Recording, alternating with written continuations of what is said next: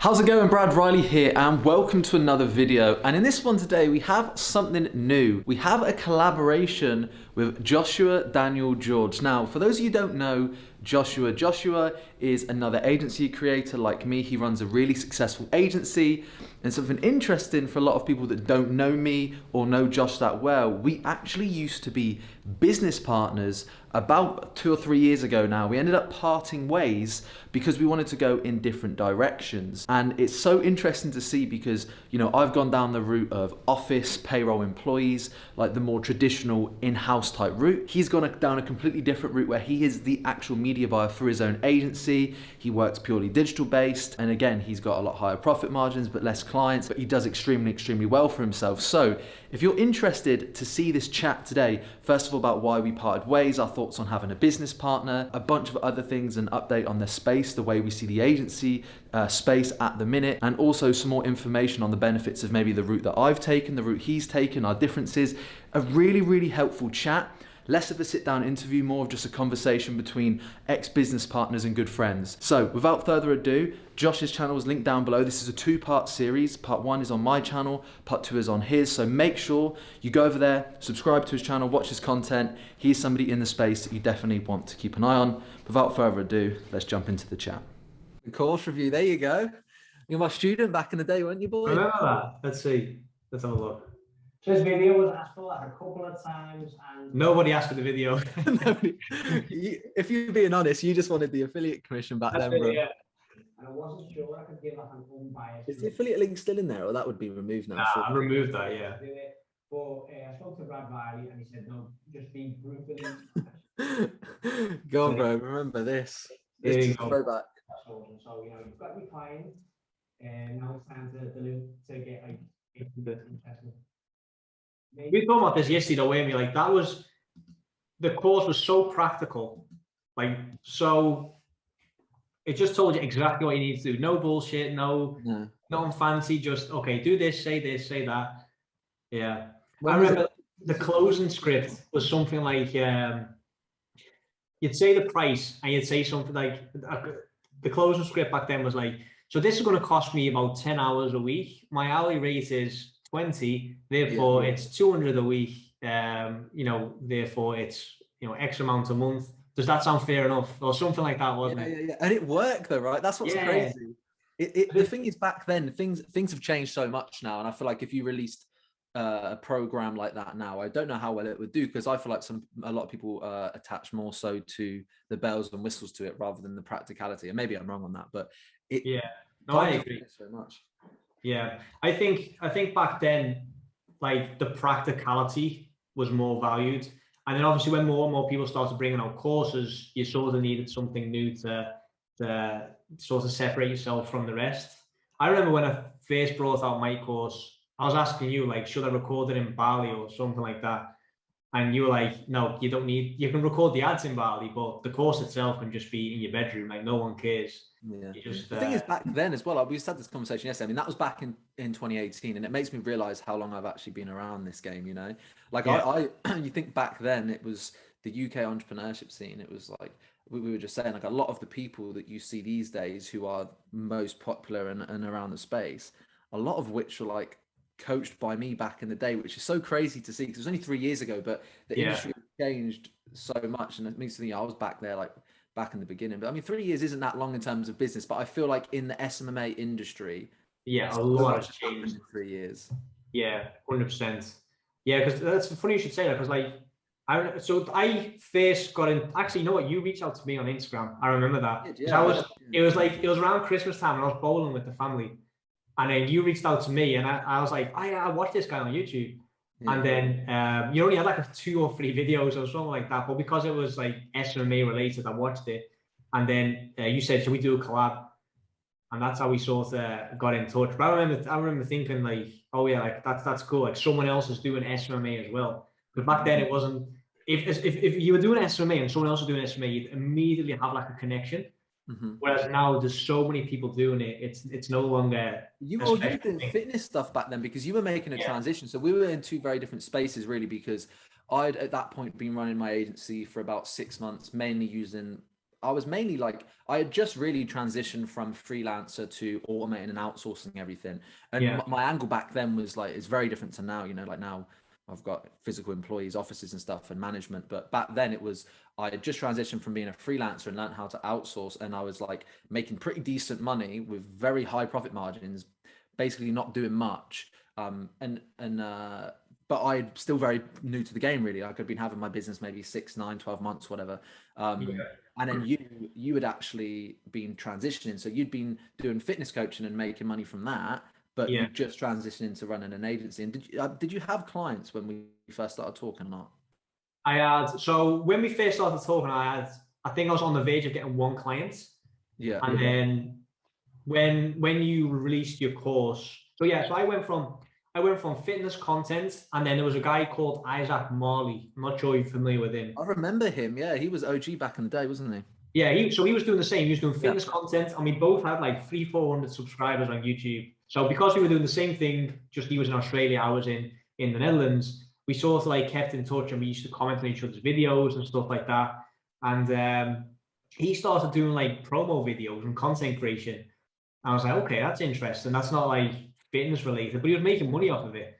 And I just remember like it looked cool. It looked like, it looked like the real deal. And it was back then when Christian Guzman had the first time he got a videographer on board, and it was the guy with the rastas.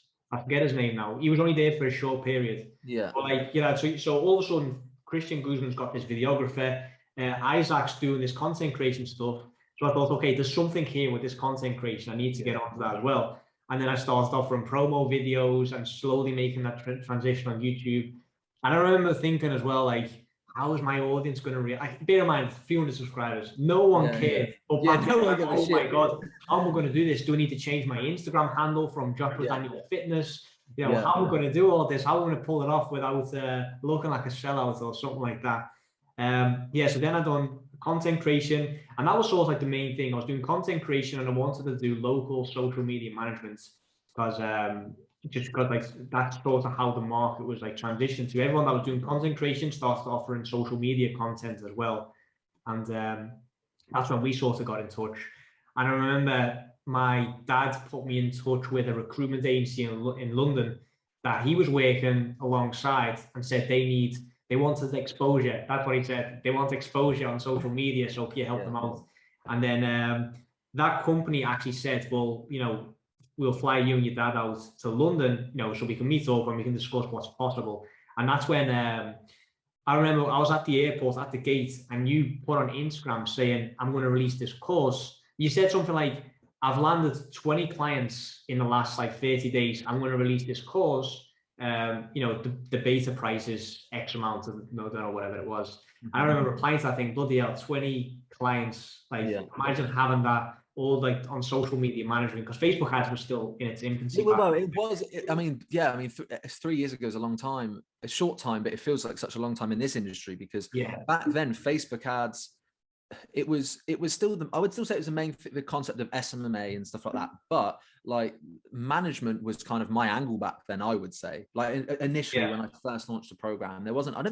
I don't think in that first program I had any Facebook ads content. I think it was all social management, wasn't it? Oh yeah, it was. It was all social management, but that was like the thing back then, because it felt like an easy, like Facebook ads. Like obviously nowadays there's so much content on YouTube available for Facebook ads. Yeah. But back then it was like it was like an enigma. Like no one really understood it, and you had like the Tai Lopez courses that were explaining like what the pixel was, but even that, so basic, right?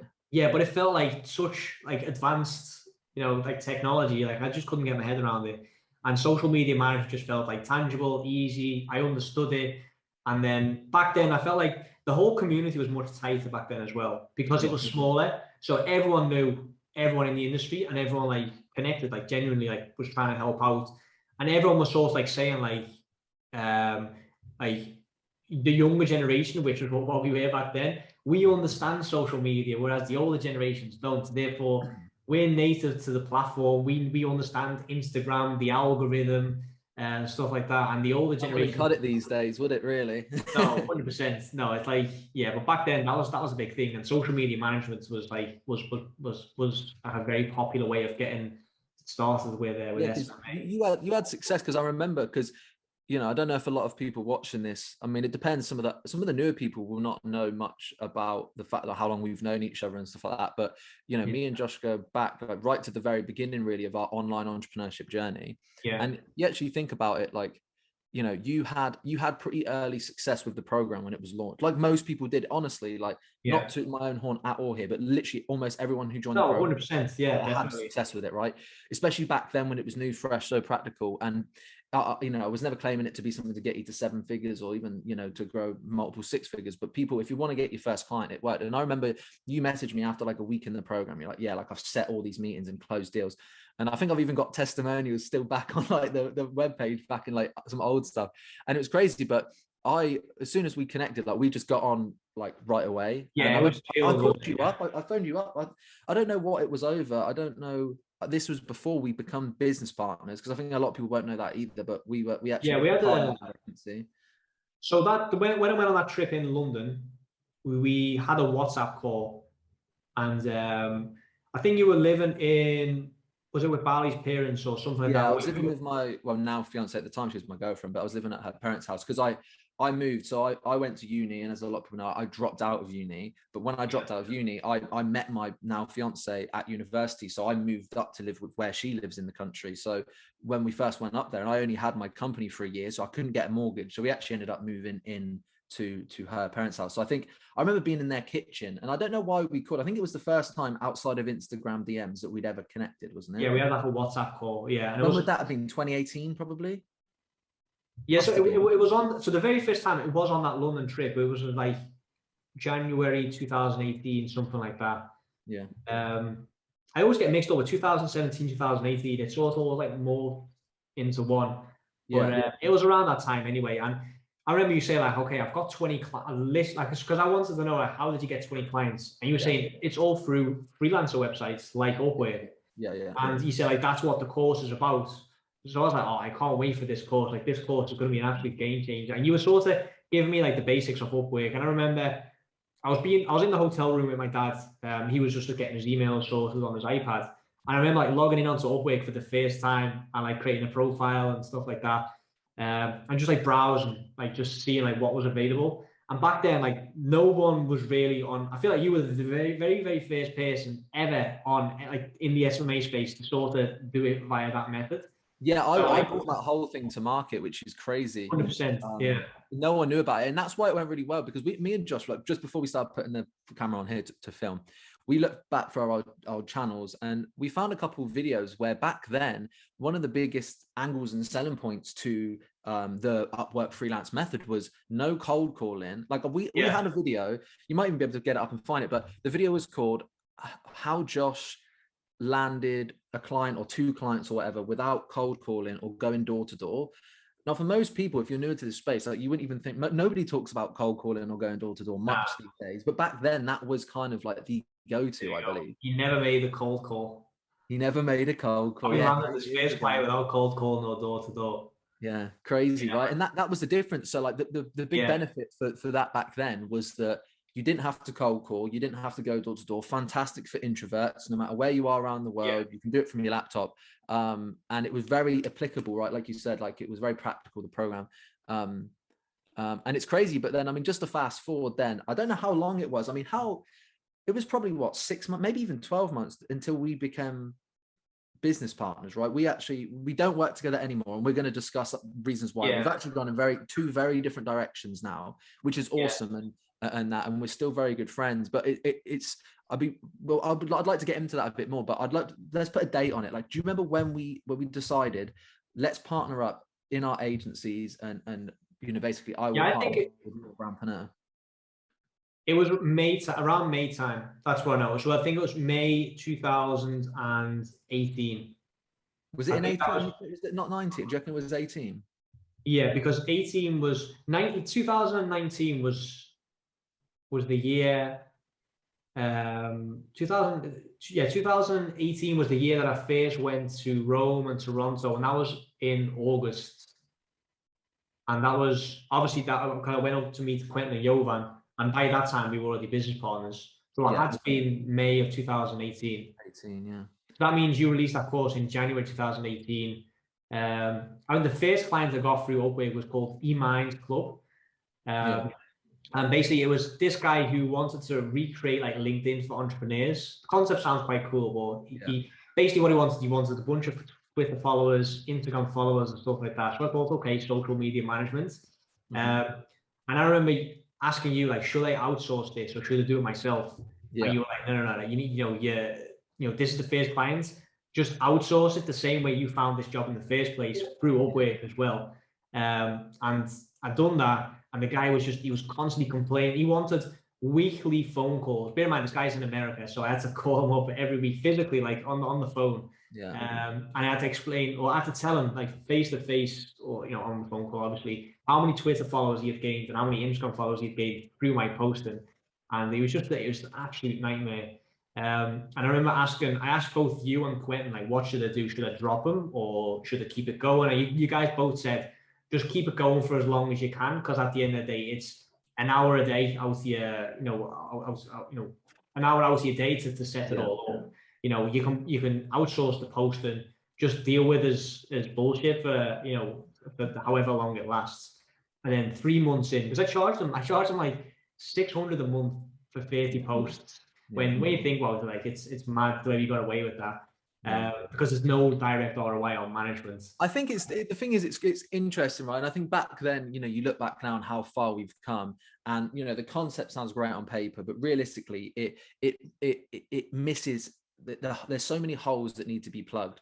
Like all the important shit that I look at now when I'm running a company, like my customer lifetime value, retention, client happiness, all of that stuff back then was kind of disregarded for how little can I do and how much money can I make? Which, what, if you're just trying to run a little freelance business, that's fine. When you're trying to build an empire, like I'm trying to build over my lifetime, that isn't going to cut it, right? You have to focus on your product and the quality. But back then, we were so new to all of this, really, that I think whilst it was great, there was still, and like that, the method now is, I still use Upwork to this day, and we still get a lot of clients from there. We do it a lot differently to back then. But it was interesting though, isn't it? Because you look at the concept, like, you charge what, $600 a month for posts. You say that would be quite a lot in context of the fact that we're outsourcing that for back then probably like $50 a month. Well, that's mental. Not even that. I think I outsourced that for like $35. That's 95% margins, which is absolutely crazy. Whereas if you actually look at it now, like $600 a month, like I've got management clients.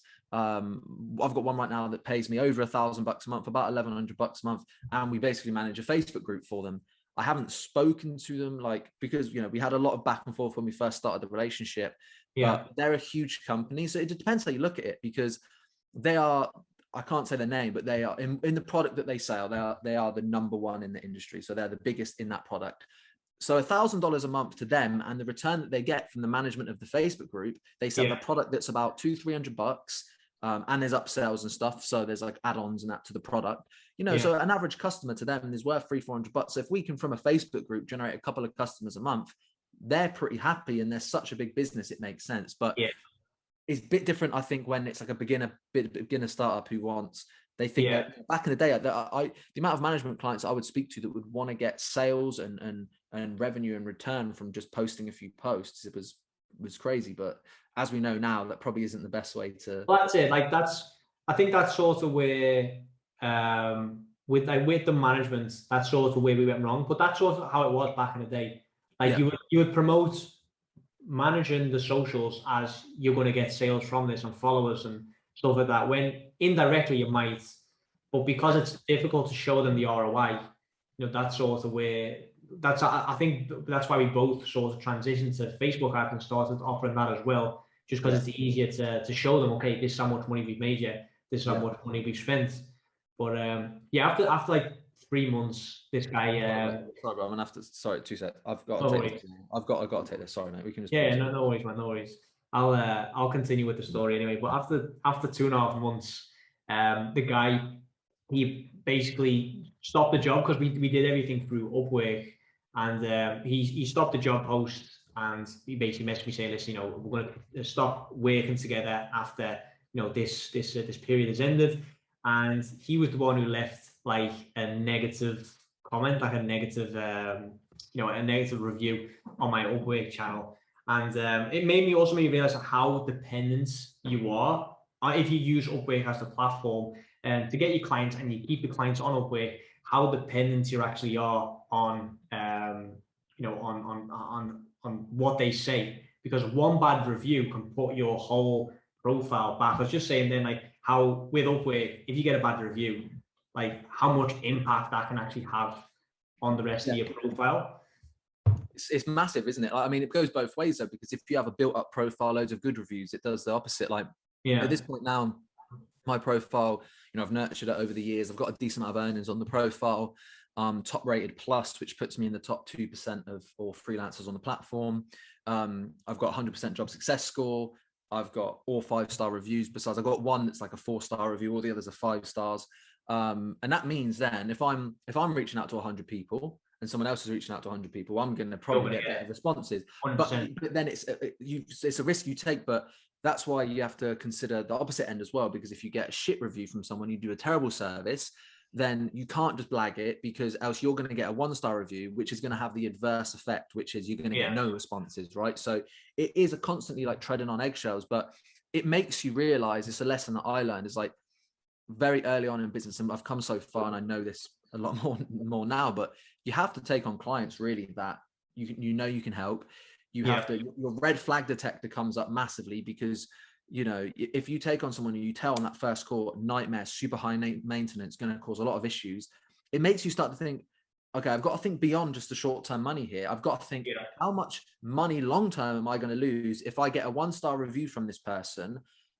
What is that going to do indirectly for all future prospects I get? It might put off deals like 2K a month deals, 3K a month deals. It might put them off from ever responding to you. So you know, it's back in the day, I think we definitely blagged it a lot more. Now, like, now it's a proper company. I know what I'm doing. You know, I've been around the block. I've had my company 5 years and stuff, but it's something that, I mean, it's interesting to see our growth. I feel like when we look back across the last 5 years, you know what I mean? I feel like we've both come a long way. And I suppose it could take us really on to the next part to discuss really, is how we've both gone in very different directions. I mean, I suppose we could speak about the fact we parted ways and why we parted ways, but ultimately, you know, we won't go into it too much, but me and Josh used to work together in the agency, and we parted ways completely amicably, and it was absolutely fine. But we basically just wanted different things out of the agency, and we look back now, and it's difficult for the both of us. You know, we wanted to make it work, but you know, we realized in the end, I think we were both very much the same person in the business, and we said that yesterday, didn't we? And it was a lot of fun, right? Like, you know, it was class, like speaking every day, running a business with somebody, having a second pair of eyes, because entrepreneurship can be quite lonely at times. You know, it was fantastic. But, you know, after we ran the figures, and by the time we split the profit and the all this stuff, we decided as well very much that we wanted to go in different directions and parted ways amicably. But you look at it now, it was probably the best thing we ever did, because we've gone in completely different directions and both had far more success individually doing it separate. So it'd be quite good to speak on that, really, I think.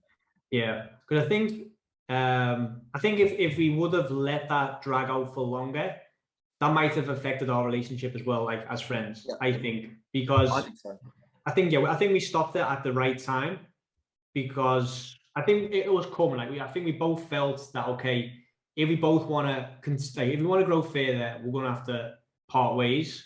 But I think we both just didn't want to admit to it back then, because it was like, but you know, we're so used to this now. Like, why change it, kind of thing.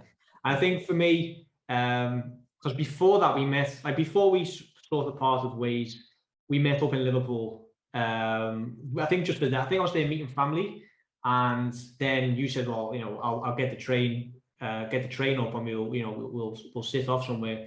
And we were running the numbers. I think we were doing like 20K a month back then, but that was like total. So first you've got your course, because we outsourced everything, didn't we? Like literally, like everything from the outreach, the sales, the sales calls we actually still did ourselves. Yeah, we did. Outreach was outsourced, and then the Facebook ads, etc., was all outsourced as well.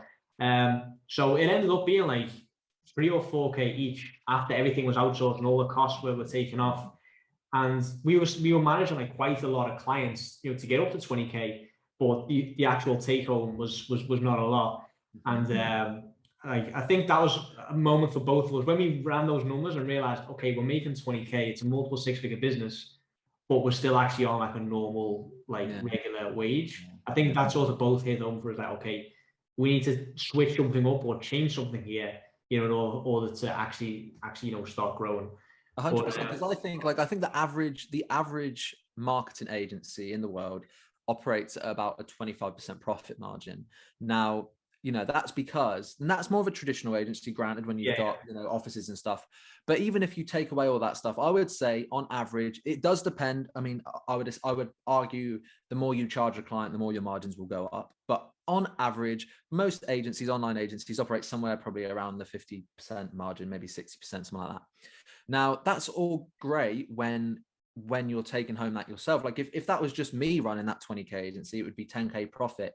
And you could argue if we had different skill sets, then it would be fine because we could probably double the growth of the business. So for example, we're both very much the same. We're both system builders. We're both quite introverted. We both, I would say we're both good at sales, but we both don't overly enjoy taking sales calls. Exactly. So this is where it became difficult because we were almost the exact same person. We both wanted to build the systems. We both wanted to take direction of the company, make decisions, run it down the line. Because we're two of the same, it didn't quite work as well. I would argue maybe, and this is probably value for someone out there who's probably looking to start or considered having a business partner. If you're going to do that, it would have been different. If you were like king of sales and I was king of systems, that could work, you know.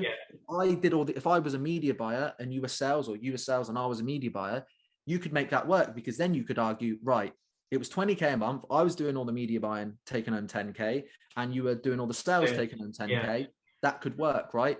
But we both very much, I feel, had the same role to a certain degree, and similar strengths. And because of that, it probably, I would argue, limited the growth of the company as well. So it was best for both of us in that time. Yeah, I think that's, you hit the nail on the head there. Because when I look at, back then, we both had limited experience with Facebook ads. Because to be fair, we always outsourced it. And I told you yesterday, like, I would go through Facebook ad courses and I'd force myself to watch it. Like, I'd buy a course and then force myself to watch it, not take in any knowledge because I didn't like it. I'm literally like watching on 2x speed just to go through as quickly as possible. It's not interesting to me because I don't need to do it. And I'm like, then back then I was like, okay, well, I'm the owner. I don't necessarily need to know all this stuff. I just need to find an outsourcer that can do its thing. But because I had limited knowledge on Facebook ads, even when outsourcing, like, they'd send me portfolios of like, oh, I've gotten 50,000 page likes for this client. I'm like, okay, well, that sounds good. You know, You didn't care about return on ad spend or anything like that. It was just, I just, you know, if you show me a random portfolio with growth, regardless of that's link clicks or click-through rate or whatever, if there's an improvement and it looked like you knew your thing, then, you know, we'll give the job to you. And then obviously, you know, we had Upwork was our main source of like prospecting and stuff. And then we outsourced that to a certain extent. And then the sales calls was always like, are you going to take it? Nah, you know, I'll take it. You know, it's like one of them where we both really didn't want to take the sales calls. And as soon as we got the client, it was like, okay, just outsource as quickly as possible and then, you know, try and get on the next one. And you know what, when you look back at that now, it's so funny because it makes you realize how far I know I've come and you've come in a short period of time, you know, over the last few years. And it is funny because, you know, you look at you, and it's very different for the both of us, but since we've parted ways, you know, you've gone down an angle of you have definitely higher profit margins than I do because you run the ads yourself, you've got less costs. But you've got, you know, you've probably got less clients, but then you've got still a decent amount of clients, but you are the expert of the media buying. You've got a very different lifestyle, but you're having such good success with what you're doing over there. It absolutely is, you're crushing it, right? But then also I could not have gone down a more different route. I don't know what profit you're doing. I would probably guess we're probably doing somewhere similar in terms of profit figures after expenses, but the difference is I've got a lot more clients, but I've also got overhead, right? You know, like as it stands right now, I think our overheads, but probably, you know, close to like 300-400 grand a year in overhead, which is a lot, right? That's just on the agency and that's from offices, management team. So, but again, I love the way that I do it, and you know, it's so different. Like how you manage and how I manage is so different. But it works for both of us. And I feel like there's some value here to take from people. I mean, it'd be probably quite a good exercise to so if you say what you think your benefits and negatives are to the way you do it, and then I can say similar to mine. Like, you know, what would you argue from your perspective? Like, if you want to give a bit more context on how you run it, but like, what would you say is the biggest benefit to the way that you run it? I think so. Just so everyone like sort of understands how I run it, the way. So if you look at like sort of the pillars of social media marketing, you've got your outreach, your sales, your management, and then obviously your results, where you're actually getting results for the clients. Yeah. For me, everything up to the actual results getting is automated to a certain degree or outsourced. So we've got Facebook ads for the outreach, we've got email marketing for the outreach. And then as soon as we get someone that's interested in our service, we've got the sales. So, basically where we get on calls with the clients, that's, outsourced as well to my sales guy. And then it's only actually when a client decides that, we are the agency that is going to take them to the next level, we agree that it's the right fit for our agency because, obviously we are we've got a very specific niche. Then only then, basically once the money comes in and I get the Stripe notification, that's when I found out we've actually got a client. And then from there, I do all of the media buying, so I get the results for the clients, etc. And for me, not necessarily comparing it to what you're doing, but just for me in general, it's a lot of peace of mind knowing that I'm the one that's getting the results. Mm-hmm. Whereas previously, I would stress out about not getting results because I didn't really know what was going on. Mm-hmm. Because so we'd get a client and we'd outsource it, no idea if we're getting good results or not. We'd hop on calls with existing clients and I'll be panicking because I didn't really know what to say because I didn't know what was going on. Like they'd ask me, like, okay, how are we getting, what's the next step? And I wouldn't know. I'll just be chatting shit basically until the calls ended, and then just hope that the media buyer is doing its thing. And now, we don't have a lot of calls with our existing clients just because of the way everything is streamlined. But when they do up on a call and they ask me how it's going, I can tell them like right down to a T, what the next steps are, what kind of results they can expect, how much money we're making them. So the fact that I now know exactly, where I can take a client is bringing a lot of peace of mind. And the fact that, as you already mentioned, it is still a very lean business because it's all virtual. So we've got no office space. All the clients all in contact, we're in contact with all the clients through Zoom. And let's say, hypothetically speaking, I were to lose a lot of clients. I haven't got anyone on a full-time wage or anything like that I need to stress out about, because the less clients we have, we can just like get rid of certain software costs if certain clients go away. So like our costs diminish with the clientele, if the clientele decreases. Yeah, so your margins ultimately will stay somewhat the same. Percentage-wise, clients drop off, which is the opposite to me. Like, and this is where it's interesting because, it's very different, because I would say with that is for someone who's probably less risk averse. Like you have a lot more. I probably have more sleepless nights than you do because of all the stress on how much overhead I've got. Right? Like if I was to lose half of my client base overnight, my company would be unprofitable. Do you know what I mean? Well, my agency anyway would be unprofitable. Like I've got other streams of income and stuff, but like my actual agency as a business itself would be unprofitable with all the overhead that I have.